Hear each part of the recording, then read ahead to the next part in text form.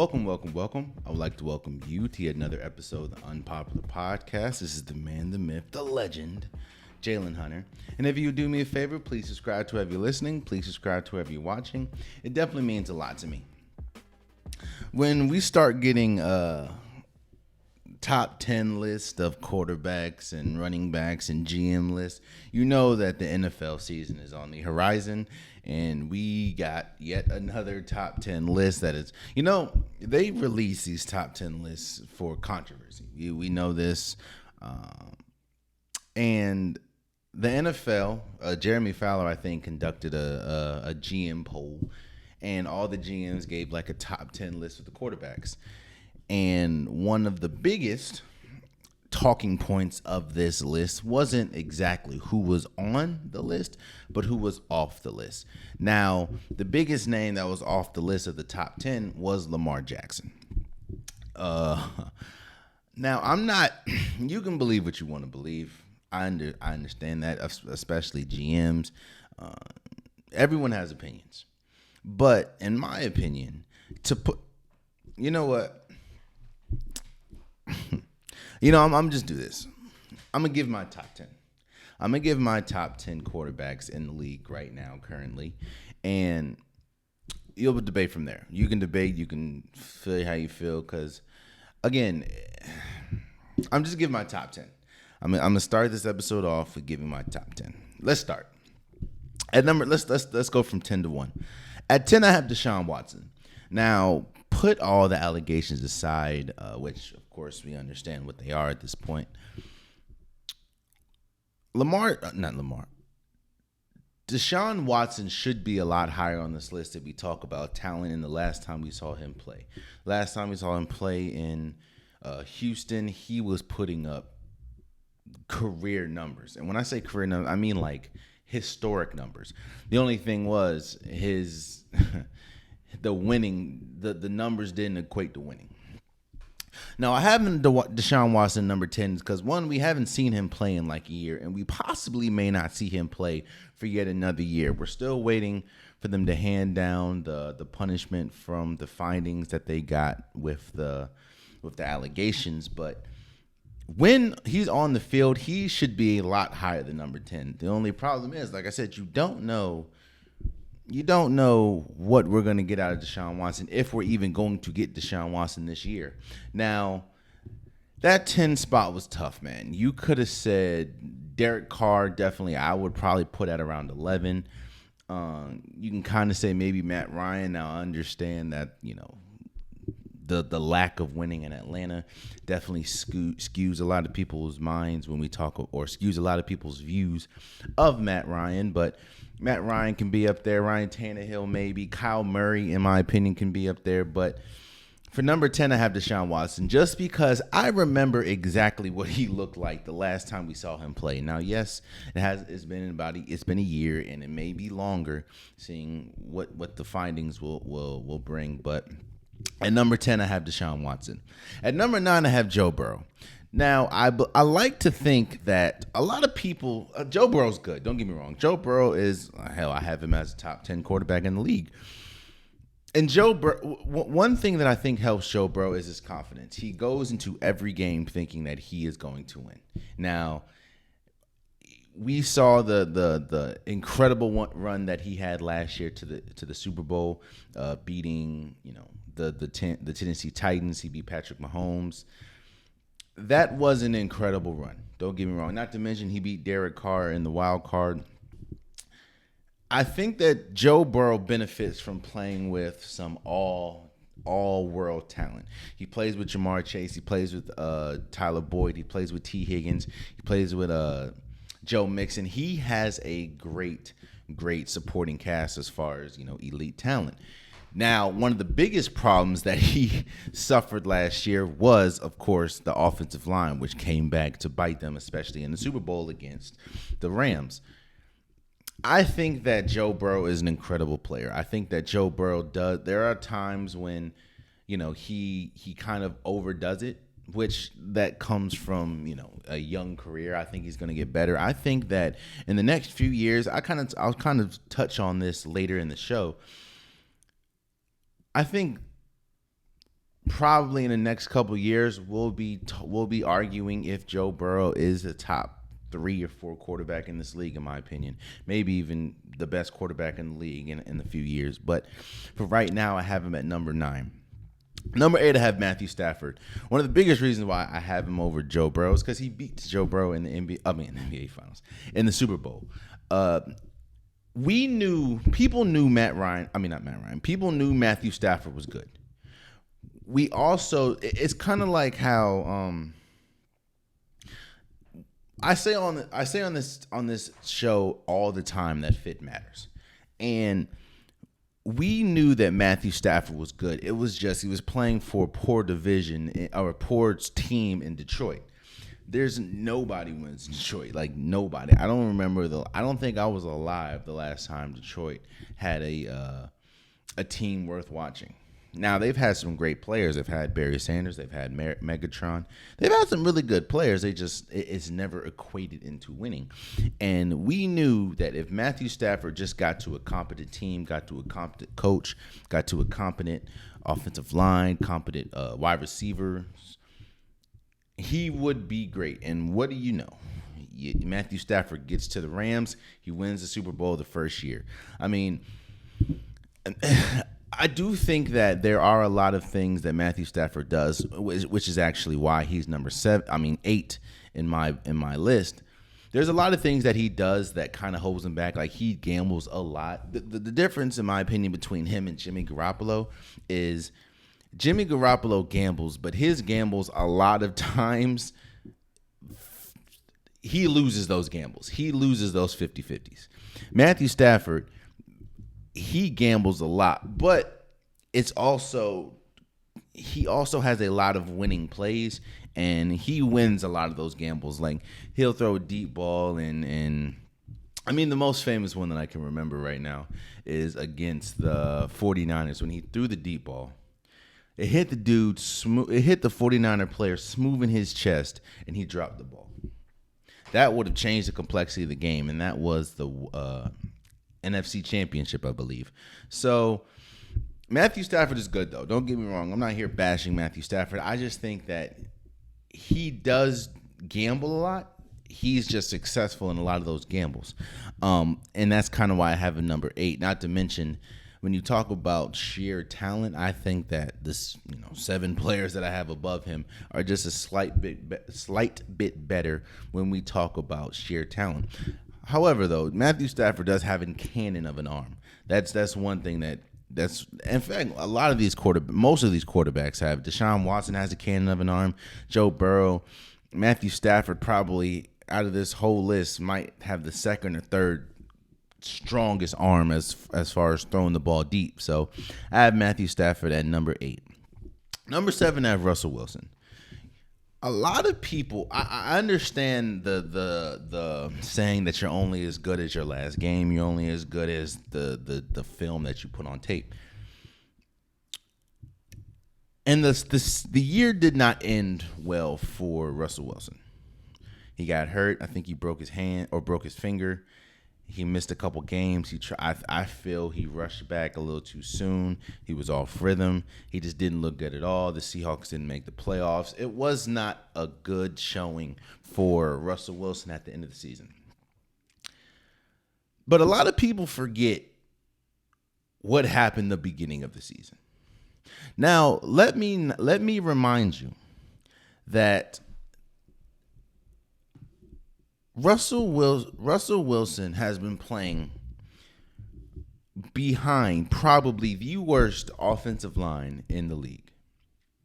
Outside of DK Metcalf and Tyler Lockett, he doesn't have that many skilled positions. Like, he doesn't have the most skill at the wide receiver position, at the running back position. Now, he has incredible skill at the running back position, but it always, Chris Carson, he gets hurt a lot. So with all that,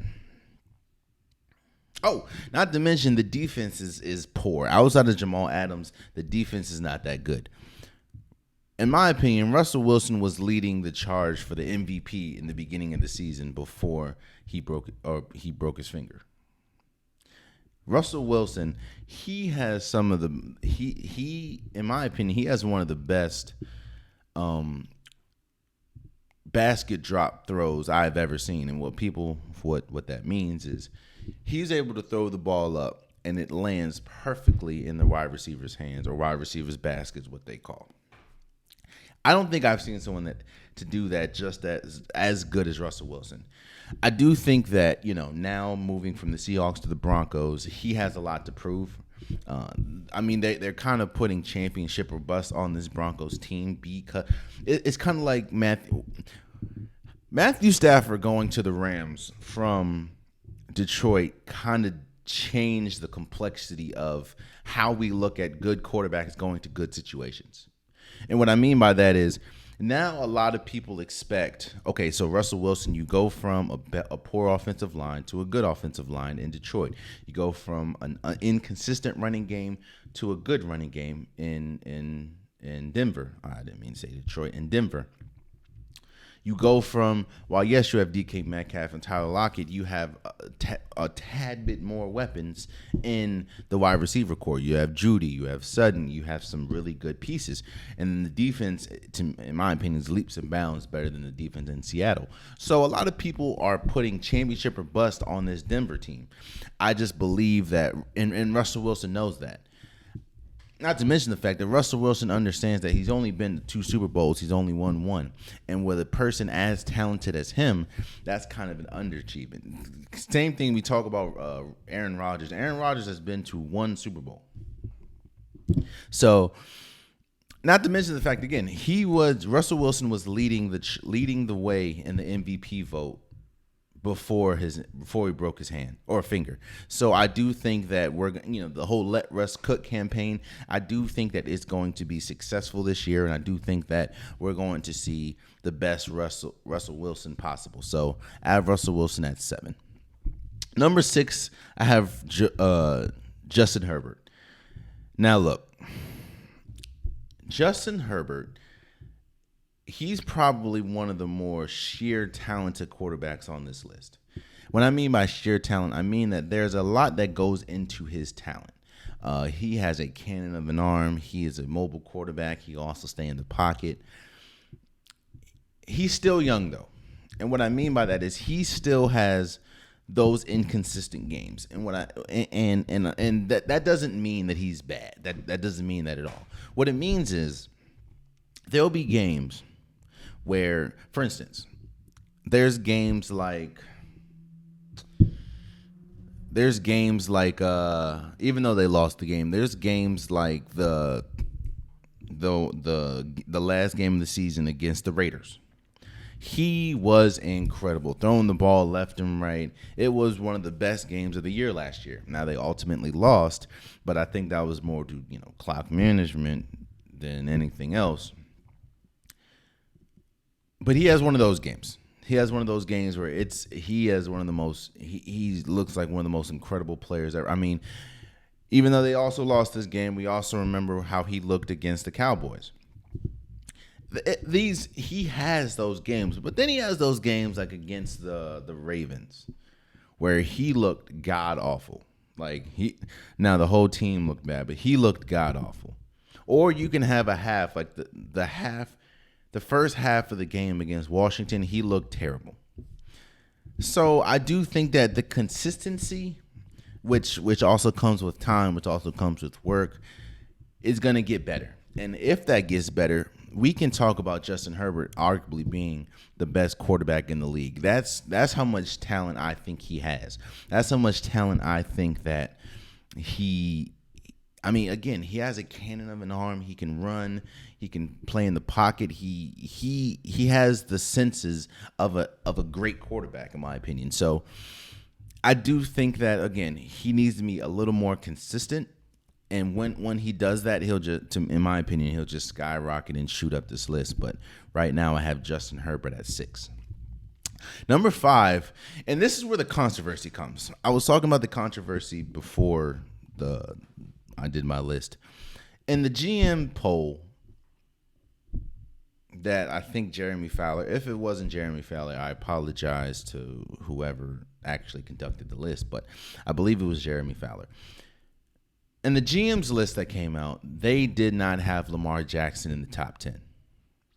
They were talking about he regressed last year. They were talking about his nearly all his numbers went down from the beginning of the season to the end of the season. They just didn't think that Lamar Jackson was a top 10 quarterback. Me, I have Lamar Jackson number 5. Let me put in this couple things into perspective. Last year, the Ravens by far had the most injuries in the league. They were decimated at running back. I mean, there's a reason why Devontae Freeman and Le'Veon Bell had to be on the team. They were decimated by injury at the running back position. They were decimated by injury on the defensive side of the ball. I mean, people forget Derek Wolfe barely played. I don't even think he did. Yeah, Derek Wolfe I think played maybe 1 or 2 games. Marcus Peters was out. Marlon Humphreys ultimately went out. They were decimated at every single injury. Hell, Lamar Jackson even got hurt. The Ravens, I don't know if it was like, when we talk about a black cat, they had a black cat last year in that organization when it comes to injuries. But even in that, when Lamar Jackson was healthy, he had the Ravens, again, the team that had the most injuries by far last year. He had them number one in the AFC. He was putting up some historic passing numbers, some historic running numbers. And again, hell, even his offensive line was injured. Lamar Jackson was proven that he is one of the best quarterbacks in the league. Now, again, I kind of think that they look at the total number of yards. They look at the total, like what happened at the end of the year. But again, he missed he missed the last few weeks of the season with a sprained ankle. Not to mention, and quiet as it's kept, I'll be real with you. One of the biggest reasons why people say, Lamar Jackson needs to play with a number 1 receiver is because there's a montage. You can go, there's a highlight tape and everything. You can go look it up on YouTube about how many times the wide receivers for the Ravens dropped passes. Hollywood Brown dropped so many passes. Rashard Bateman, he's still young. He's, he should have a big leap this year, or they're hoping that he has a big leap this year. The wide receivers for the Ravens dropped so many freaking passes, and even still, Lamar Jackson had them number 1 in the AFC with the amount of injuries that they had. Not to mention the fact that the defense, even healthy, isn't that good. They're okay when perfectly healthy. When they're not healthy, like last year, they were terrible. I mean, Lamar Jackson has some great game. I mean, we remember the comeback that he did. Lamar Jackson was god-awful. I was at this game. Lamar Jackson was god-awful against the Colts the first half of the game. Then we remember the historic comeback that he had, and they ultimately won in overtime. We remember the incredible, I think it was like 4th and 19 that he had to complete against Detroit. Lamar Jackson, in my opinion, is a top. I mean, he's a former MVP. Lamar Jackson's a top 5 quarterback, in my opinion. I have him number 5. I think that, again, we're going to see. I mean, we did see that he bulked up. At least we see pictures of that. But we're going to see. Lamar Jackson's going to remind us just who the heck he is. And I'm excited to see this. I mean, Hollywood Brown's not there anymore. Now, we do still have Mark Andrews, who's one of the best tight ends in the league. The running game should be back. Dobbs should be back. I'm excited to see what this Ravens team is going to look like completely healthy. Calais Campbell should be back. I don't know if Derek Wolfe is going to be back yet, but I'm excited to see, and I'm excited for Lamar Jackson to remind people just who he is. So I have Lamar Jackson number 5. And yes, that's over Herbert. I mean, again, there's one thing that now outside of Matthew Stafford, who has a Super Bowl, there's one thing that Lamar Jackson has that each player, Herbert, Wilson, Stafford, Burrow, Watson, there's one thing that he has that they don't, and that is a Super Bowl. I mean, what am I talking about? That is a MVP. Stafford does have a Super Bowl, but Lamar Jackson has an MVP. So I have Lamar Jackson number 5. Number 4, I have Tom Brady. I have Tom Brady, one, because it's Tom Brady. I'm not going to disrespect Tom Brady. That there's a lot of legacy that goes with the Tom Brady pick at number 4. Also, Tom Brady he had an incredible season last year, which a lot of people were shocked, including myself, that he retired. Now, he did ultimately unretire about 40 days later, but he had one of the best seasons. There was a lot of people that thought he was good enough to be the MVP last year. I know that he now holds the record for the most passing yards in NFL history. I think in the season, passing Drew Brees, which, I mean, you pass Drew Brees in a passing stat, then something's good there. I do think that we're still going to get a good Brady. Now, Gronk not being there is big. Gronk is more like Gronk is not being there is big. However, you do have O.J. Howard. Chris Godwin's going to come, or supposed to be coming back. Mike Evans is supposed to be coming back. So you still have some pieces, and you still have some tough weapons. And you, of course, Leonard Fournette. Most of the team is coming back outside of Gronk, which I do think is big. Gronk not coming back, but I have Tom Brady at number 4 until I see someone written. Now, Matthew Stafford and the Rams did ultimately beat them in the playoffs, but Tom Brady is still Tom Brady, and I still have him at number 4. At number 3, I have Josh Allen. Josh Allen probably has the strongest arm in this entire list. Josh Allen, it's incredible to see the improvements that he's made over the years. Because if you remember, especially the first maybe year or two in the league, Josh Allen looked like a prime bust. Like he had he turned the ball over damn near the most. I think he had one of the worst completion percentages in the league at the time. That's like, Josh Allen was god awful. And then you join, I forgot who the coach is, but at that point, I think it's Brian Daboll, I think. You join the coach, you get them, and then now he has emerged as one of the best quarterbacks in the league. I mean, there was a time last year where he was leading the league, or leading in the MVP vote. A lot of people have the Bills winning the Super Bowl this year because of how good he's been in his I guess, improvements year after year. Now, the reason why I have him 3 is because I think there's 2 quarterbacks better than him. But Josh Allen, in my opinion, when you're building a perfect quarterback, like building when we talk about arm strength, when we talk about accuracy, when we talk about body, when we talk about height, Josh Allen is the quarterback that you create. He's accurate. He's strong. He can run the ball. I mean, there's a montage of him, rushing touchdowns. Like, Josh Allen is good, and he, to my opinion, he's the 3rd best. Now, again, from 5 to 1, maybe 6 to 1, because Justin Herbert you can throw in there. At any given day, they can be the best quarterbacks in the league, in my opinion. I mean, Lamar Jackson, again, he was the best quarterback for a good stint last year until he got hurt. Justin Herbert shows flashes that he can be great. Of course, we know about Brady, and Josh Allen is Josh Allen. Again, a lot of people have the Bills winning the Super Bowl this year because of how good Josh Allen is and because of just how good the team is. So I have Josh Allen at number 3. Number 2, I have Patrick Mahomes. A lot of people are I'm not going to say doubting, but questioning just how good Patrick Mahomes can be now that Tyreek Hill, who is one of the best wide receivers in the league, is not on the team anymore and with Miami. Let me. A lot of people.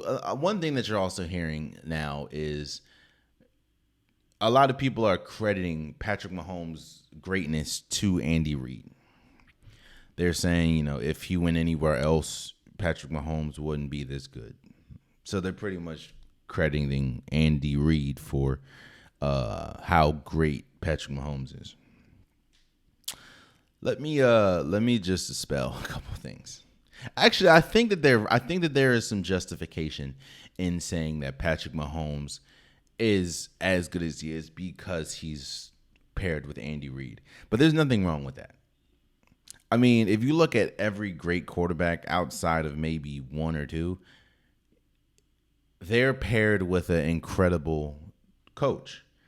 I mean, we look at the heydays of Ben Roethlisberger, and he had Mike Tomlin. We look at Tom Brady in the beginning of his career. He had Bill Belichick. Majority of his career, he had Bill Belichick, and even towards even with Tampa Bay, he had who he had.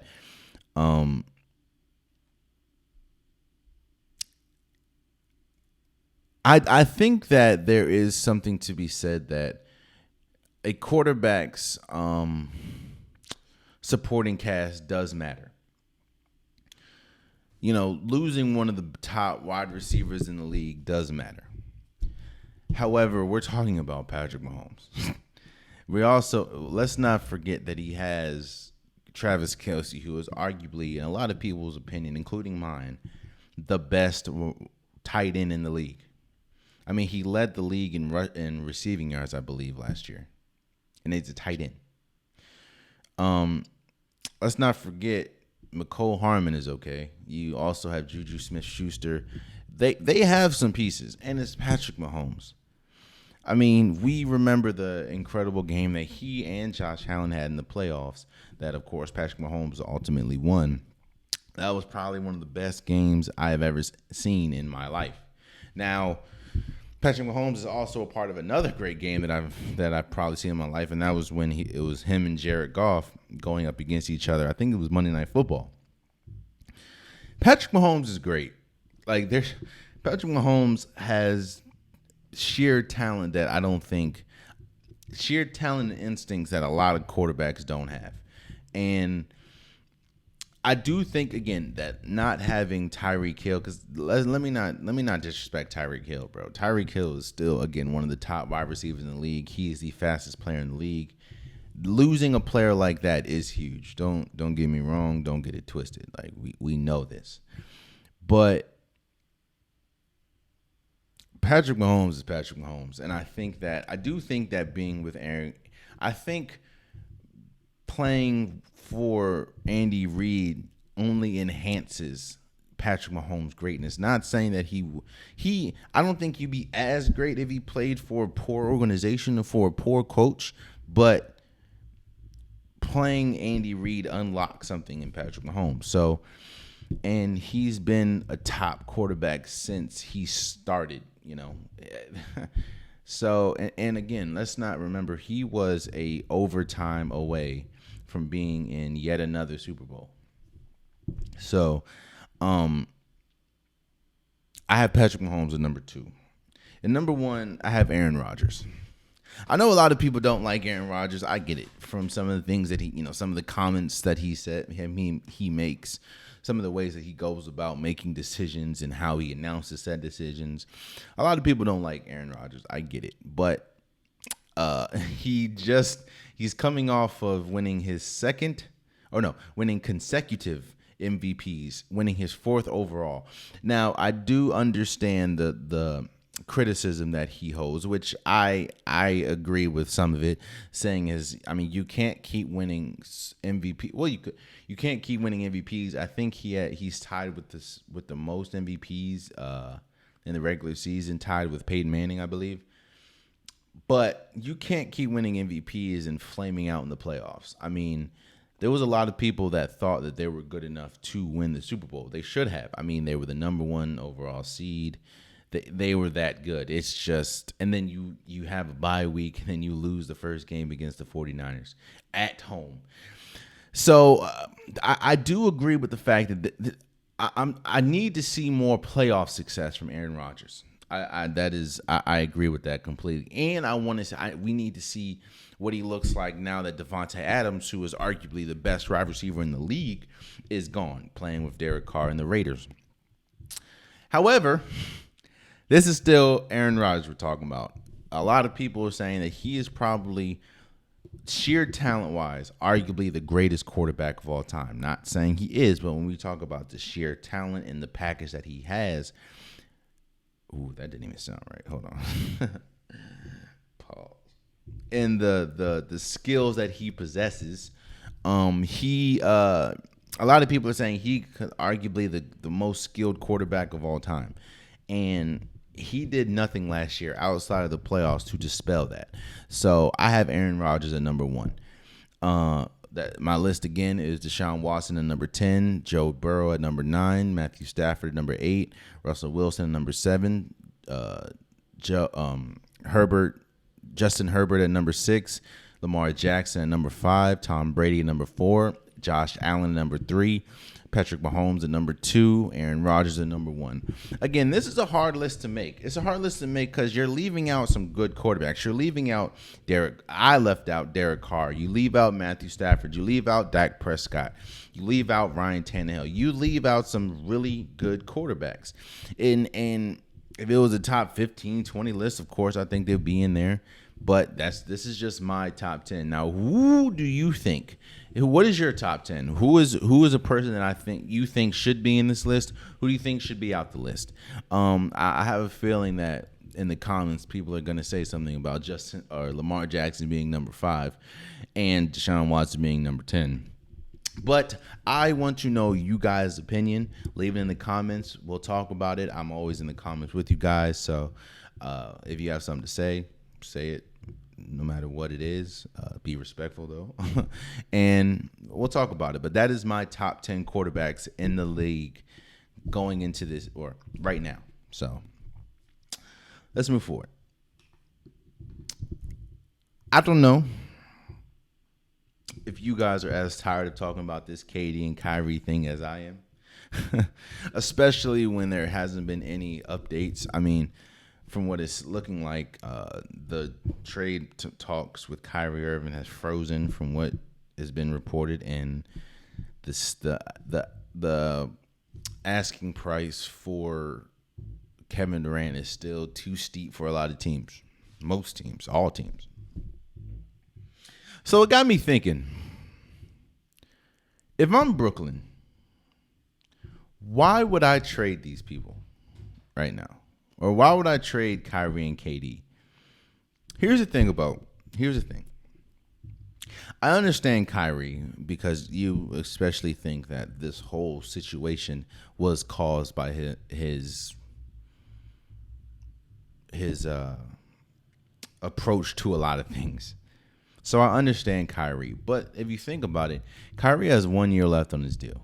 He has the player option. He has 1 year left. KD has 4. And as we're seeing, the market is not as hot. Let me say this. Let me dispel something real quick. The market is incredibly hot for KD. Everybody and their mama wants KD. The problem is, again, the asking price for KD is incredibly high. And a lot of people don't want to do that because it just cripples their team. I mean, from what's being reported, the Nets are asking for 2 all-star or 2 star-like players, maybe 2 star-like players, another like an extra player or multiple picks. That is a lot for a player. Now, don't get me wrong. I understand it's Kevin Durant, but that is a lot for a player. Now, I do think that Rudy Gobert trade messed up the market. I do believe that. So, and I believe if the Rudy Gobert trade never happened, Kevin Durant would have been traded. I do believe that as well.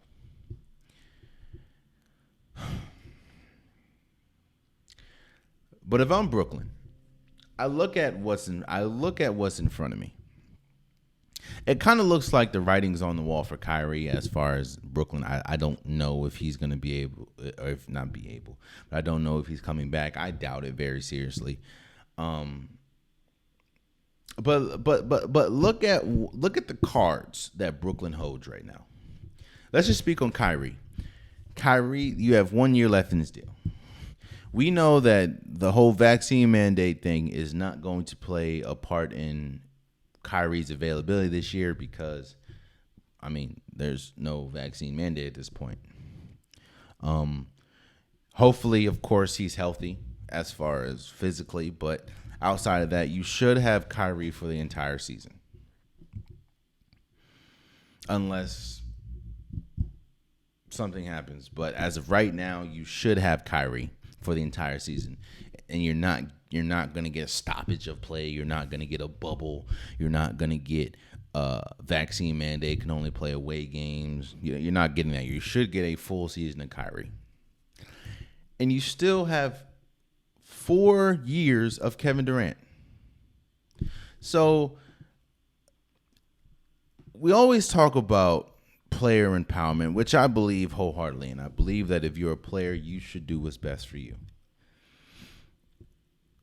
But we know that there's going to be one time. There's going to be a time. In fact, we've seen it before, where a player seems like they have all the leverage because they're the player. They're the commodity. They are what the teams want.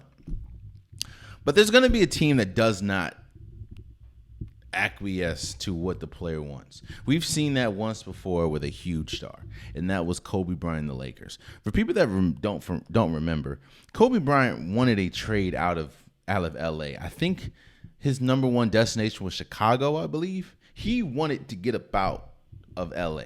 Like, they weren't good. They had a team with Smush Parker and Kwame Brown. They weren't good at all, and he wanted to get up out of there. LA said no. Not only, because we talked about this last episode, not only are we not trading you, we'll get you some help. We'll get you Pau Gasol, who was one of the under the radar bigs in the league at the time. And of course, we know what the Pau Gasol Kobe Bryant pairing led to. Ultimately, 2 championships. So we've seen a team say, yo, I know what you want, star, but we're not giving it to you. I think that we could see this with Brooklyn. And I don't know about Kyrie again. It doesn't really seem like Brooklyn even wants Kyrie back. But when we talk about Kevin Durant, I don't know if they're going to trade him. I think that they're going to look and say, yo, Katie, we got you for 4 years. We see what the market is. You have Ben Simmons. You have T.J. Warren. You have some people, we gave you Royce O'Neal. You have Seth Curry. You have players. Andre Drummond. We got you. But we're not trading you. And again, I told you guys last episode what I think they're doing. The price is so high that they can go back to KD and say, hey, we tried. Nobody wanted to do it. So now you're kind of forcing KD's hand to be like, all right, well, I'll play. So I think that there's going to be a team that hits you, that a big star asks for a trade, and they're going to be like, no. We saw it with Kobe when he asked for a trade out of LA, and I think that we're going to see it here, because again, Kevin Durant is a once in a generational talent. So is Kyrie, but you have 4 years left in the deal, and when you're asking for a package that includes players like Anthony Edwards, Karl Anthony Towns, and 4 picks, that's a lot. Or LeBron James, Anthony Davis, Kendrick Nunn, and 4 picks, that's a lot for one player. Don't get me wrong, Kevin Durant is still Kevin Durant. I'm never going to disrespect Kevin Durant and say that he's trash or anything, but that's a lot for any team to give up for a player. Now, maybe a multitude of players, like maybe give all that up to get KD and Ben Simmons. Hey, maybe, but not just KD. So I do think that we're going to look at it since I wholeheartedly believe, unless something happens while I'm recording, I wholeheartedly believe that when the season starts, Kevin Durant will be wearing a Brooklyn Nets jersey. And I'm not too far in thinking that Kyrie will as well. That's just my opinion. So, moving forward. So we're going through Summer League. I'm not gonna talk much about Summer League because it's hard to disseminate what you're seeing, because you're seeing some really good You're seeing some really good players, of course, rookie, second-year players. But then you're also seeing some really bad basketball, and because a lot of these players aren't going to be on NBA rosters, let alone G League rosters. So these are teams trying to fill out the team, trying to see who makes it, who doesn't. Like that's pretty much what it is. But Richard Jefferson, and the NBA Today crew brought up a topic that I wanted to discuss. And that was, should it be mandatory for second and third year players to play in the summer league? Now, to answer this question, or to give my opinion on this question, you have to first understand what the summer league is. The summer league is for players to play basketball. It's for players to work on their craft, to get better, to play with some, not all, but some NBA talent or G League talent, and just work on your game. It's for now. The reason why you don't see older players, because what it look like? Why does it?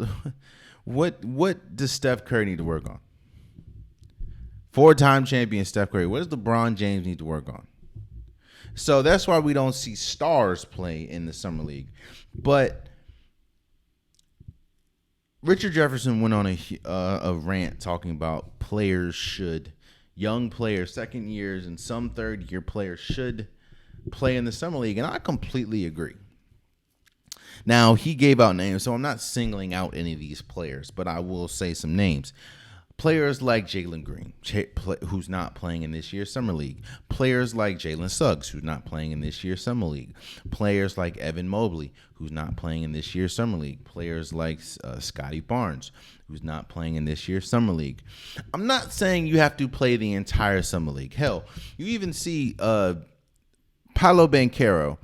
The Magic shut him down. He's been incredible this summer league. They shut him down. He's not playing in the summer league anymore. I'm okay with that.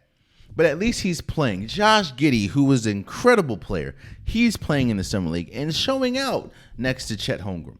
So I just think I don't understand why. Like, what has Jalen Green, and again, I'm not singling him out, but what has Jalen Green done to justify not playing in the summer league?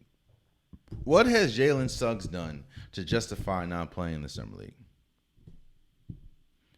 What has Evan Mobley done to justify not playing in the summer league? Again, I understand that these are good players.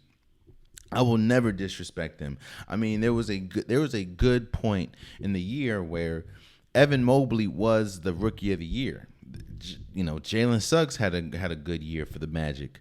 Jalen Green had a good year for the Rockets. However, they still showed signs of being young, which of course that's what they're going to do because they're young players. They're rookies. So you're telling me that more playing time is bad? Hell, look at the Warriors. The Warriors just won a championship. And Jonathan Kuminga while he wasn't that big of a factor in the finals, he was a big factor for them in the playoffs. Jonathan Kuminga's out there playing. Moses Moody's out there playing. Now, I also understand James Wiseman was hurt most of the year, but James Wiseman's out there playing. What I'm saying is the summer league, unless you get hurt, the summer league does nothing for you but enhance your skills. More basketball. I know it's a foreign concept, but the more you play basketball, the better you should get. And I'm with Richard Jefferson, man. Why are second year players, a lot of second and some third year players mostly, let's just stick to second. Why are second year players not playing in the summer league? And I'm not saying it's on the players, it's on the organization. Like, why is the Magic not telling Jalen Suggs? Again, by the way, the Magic's had one of the worst records of the year last year, which is how they were able to get Paolo Banchero at number 1. Why is the Rockets, who had one of the worst records in the league last year, which is why they were able to get Jabari Smith at 3, why is Jalen Green not playing in the summer league? I don't understand. Again, I understand that the summer league is not exactly what you're going to see in the league. Like, I understand the Summer League Golden State team is drastically different from the Golden State team that just won the championship. I also understand that, you know, the The summer league teams are not the NBA teams, but more basketball does nothing but help. Don't you? I don't understand it, man. Now I understand there are some instances, like it was hard. LeBron James, from year 1 to year 2, you don't need to play in the summer league, bro. You don't need to play in the summer league, bro. Carmelo Anthony, you didn't need to play in the summer league, bro. I get that. There's some, but Kevin Durant, you didn't need to play in the summer league the second year. Come on, bro. We know this. These are once in generational talents. But I don't know, bro. It's just I think that you only get better by playing. So why don't you play as much as possible, at least early on? So I agree with Richard Jefferson. I do think that players, especially on teams that don't win that didn't win that much a year before, I think it would only be beneficial. And again, I'm not saying you have to play the entire summer league. Again, Paolo Banchero is a rookie, but we've seen very quickly, oh yeah, he is probably the best rookie right now. So we don't need to see no more. And I agree with that, but why not play 1 or 2 games? I don't know, man. And lastly, before we go, we kind of have the unpopular topic of the day. And honestly, I don't think today is unpopular to say, but when we talk about I talk about basketball a lot. I talk about sports mostly, but I talk about basketball a lot on this podcast because basketball is my first love. That's my favorite sport. And one thing that I was saying, and I've been saying, is that we are in the golden age of basketball, meaning the sheer talent that we're seeing on any given night. I mean, think about it. Some of the worst teams have some of the most athletic, some of the best shooters. Look at the Magic. Look at Jalen Suggs. Look at Cole Anthony. Look at Paolo Banchero. You talk about the Kings. Look at De'Aaron Fox. Look at the Sabonis. Indiana, you have Miles Turner. You have Tyrese Halliburton. And those are just the bad teams. The Wizards have Bradley Beal. Have Rui Hachimura. We are in the golden age of basketball, and I say that a lot. But the unpopular topic of the week or the day, is I think that we are in the golden era of sports in general. And what I mean by that, I saw Novak Djokovic this weekend or Sunday. Congratulations to him for winning his 4th consecutive Wimbledon title. And that pushes his Grand Slam win to 21. He has 21 Grand Slams. And I think he has 7 overall Wimbledon titles, but I think he has won his 4th consecutive. And it dawned on me, yo.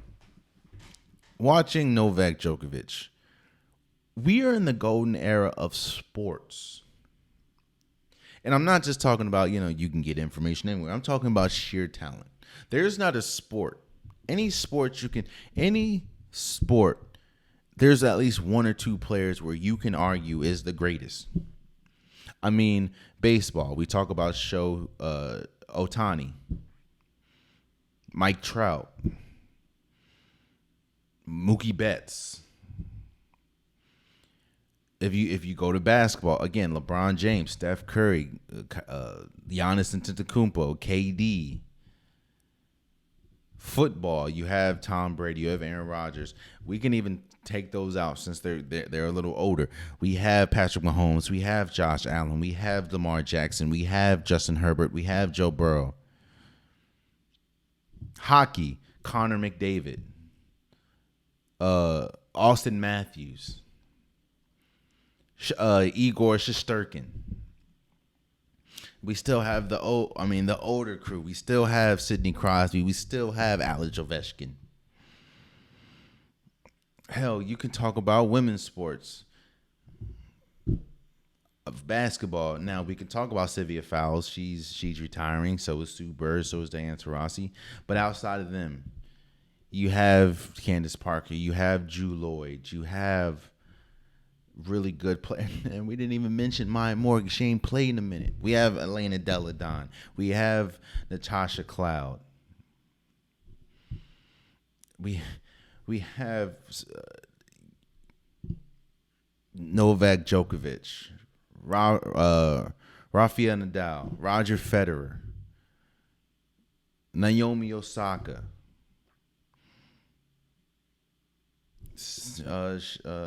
Coco Gauff, Serena Williams, Simone Biles. What's her name? Shohei. I apologize for pushing your name, but she's the Olympic athlete. What I'm saying is, there's not a sport that you can look at, and there's an argument that there's one or two players that could be in the conversation of greatest players. And you can't look at the sport and see the vast talent in the entire sport. Hell, I bag on baseball heavy. Like, I am a heavy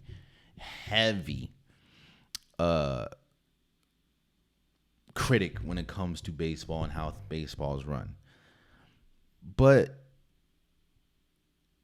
even baseball, Pete Alonso, Juan Soto, Bryce Harper. This is probably the best sheer talent we've ever seen in baseball. In any sport. So, congratulations to Novak Djokovic for winning his 4th consecutive, and I believe 7th overall. I'm not too sure about the 7th. I think it is 7, but 4th consecutive Wimbledon title. And winning his 21st career Grand Slam. And there's an argument between who's the best right now. Like, is it Novak Djokovic? Is it Novak Djokovic? Is it Rafael Nadal, who has 20 Grand Slam wins? And I think just won Wimbledon the year prior. Or no, won Wimbledon a few years ago. Or won the Australian Open. Is it Roger Federer? We know how great Roger Federer is. I'm just saying, man, this is the golden age of sports. Athletes have never been this talented, ever. And I do think it's a pleasure being able to be alive and sit through this. Now, I'm young, girl, when it comes to sports. So I didn't see Magic Johnson's prime. I didn't see Jordan's prime. I saw Jordan. I didn't see Jordan's prime. I didn't see, I didn't see Joe Montana. I didn't see Troy Aikman's prime. I didn't see Wayne Gretzky's prime. I didn't see Arthur Ashe's prime. I didn't see Babe Ruth. I didn't see Hank Aaron. I didn't see Barry Bonds' prime.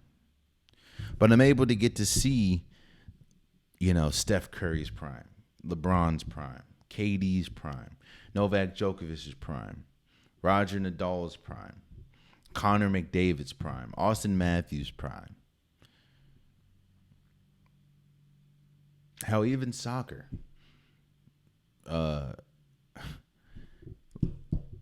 Lionel Messi, Cristiano Ronaldo, Mbappe. I'm just saying, man, this is the golden age of sports, and there's not a sport on this planet that is not. I'm gonna say if you look at every sport, there's at least one or two players. You look at the sheer talent, it's better than it's ever been. And there's at least one or two players that you can argue could be greatest of all time. And I think that's incredible. And there you have it, man. That's been today's episode of the Unpopular Podcast. I appreciate you guys. If you want an Unpopular Podcast shirt, hoodie, sweater, long sleeve, joggers, the link is in the description below. I have multiple different colors, multiple different designs. I would definitely appreciate it if you got your Unpopular Podcast merch today. I think it looks good, so get yours today. Also, please subscribe to wherever you're listening. Please subscribe to wherever you're watching. It definitely means a lot to me. And until next time, much love.